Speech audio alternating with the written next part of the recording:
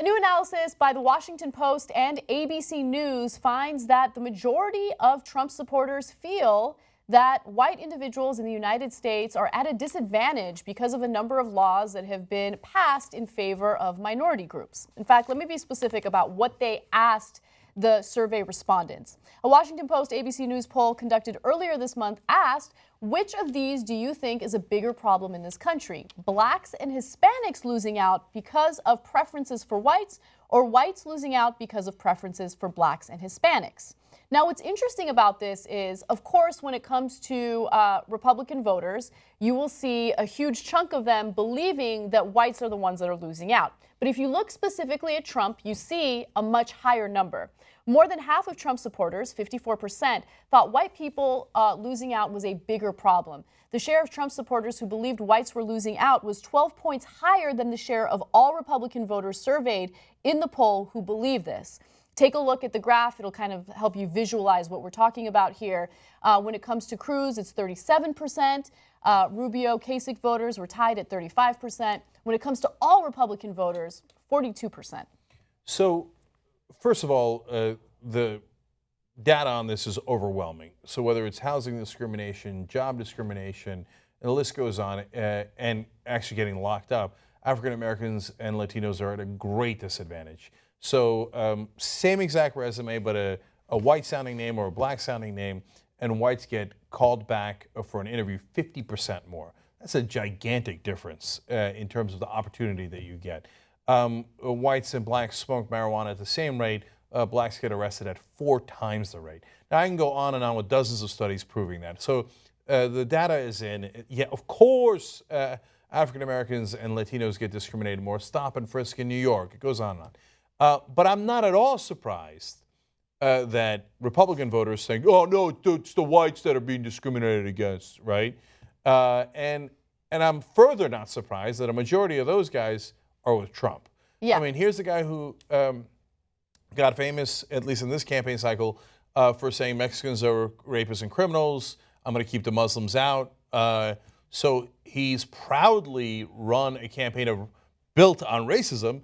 So how could we possibly be surprised that he's got people who think that the white person is under the thumb of blacks and Latinos? Right. I mean, I think the biggest problem in our country right now, aside from money and politics, is how Americans have completely lacked empathy over the past few decades. I mean, we used to be a country that believed in community, that believed in working together. It was a collectivist society. And now everything is very individualistic. Now it's all about looking out for yourself and your family and screwing over anyone else, right?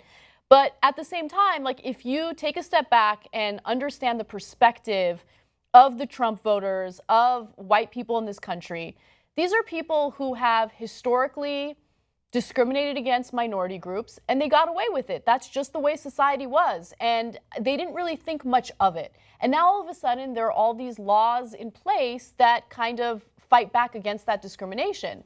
So they're losing out, in a sense, because now they can't say the things that they used to say or carry out the actions that they used to carry without some criticism, or maybe even, law enforcement taking a role or playing a role in it.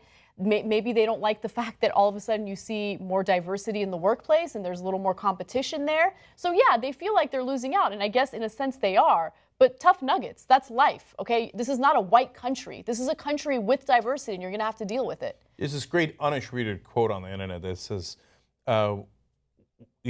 privilege is when your equality feels like oppression to you. Mm-hmm. Like, wait, why? We didn't used to be equal. Now all of a sudden we have equality. That's not fair. I used to have the advantages. My son used to get the job automatically. Now he's got to compete with the black and Latino kid. That's not right. That's a great quote. Okay, yeah. And so Jordan Chariton, our campaign reporter, you should check it out on youtube.com/TYTpolitics, has done a lot of interviews with Trump supporters, and a lot of them say the same thing. They feel like they're the victims.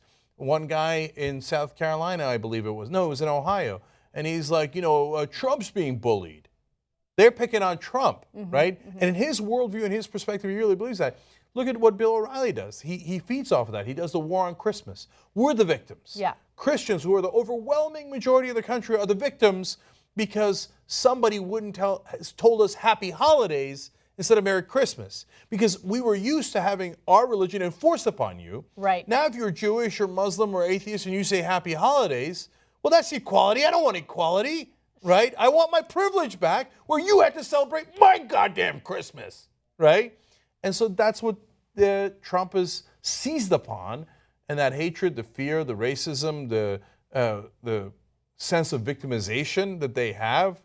And he's built a whole campaign on it. Yeah. And that's why right now he's winning among the Republicans. I know. And look, the scariest part about it is all these people that were lurking in the shadows, who are hateful, who want to carry out acts of violence, who want to say violent things, now feel emboldened enough to do just that. And we're seeing it at his rallies. We're seeing it in the news. It's tearing our country apart. And it's incredible to see just how well Trump is doing because he's using that tactic. Trump has rebuilt the League of Shadows.